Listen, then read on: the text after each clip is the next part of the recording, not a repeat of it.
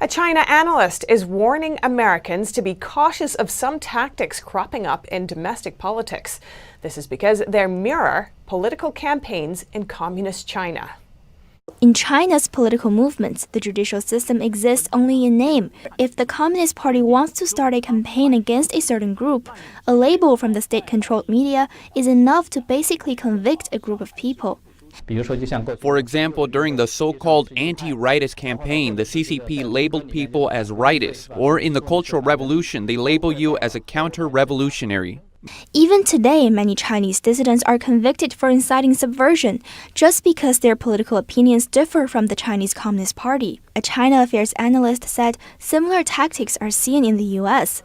For some, there's no difference between the people who actually committed violence in the U.S. Capitol and those who merely voted for Trump for his policies. The essence is the same, that is, you are guilty for your words and opinions. The judiciary system and due process are gone. The media took their place to convict a huge group of people. Once they are labeled, the whole society will be mobilized to suppress this group of people politically and siege and persecute them in their daily lives. Now in the United States, we are already seeing such phenomena. People who support Trump get kicked off the plane. They are fired by their own companies.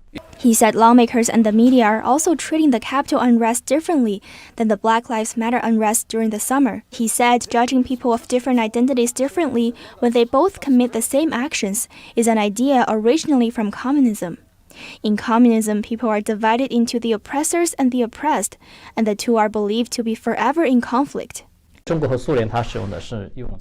In China and the Soviet Union, what they used is social class, separating the poor from the rich, and then creating a division between these two groups of people, as if the Communist Party represented the interests of the poor, and the rich are naturally guilty and bear original sin. Tang says oppressed people are seen in communist ideology as naturally righteous no matter what actions they take.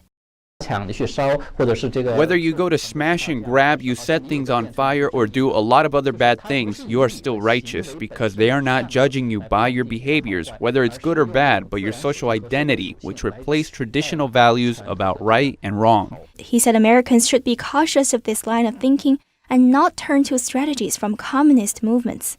Penny Zhou, NTD News.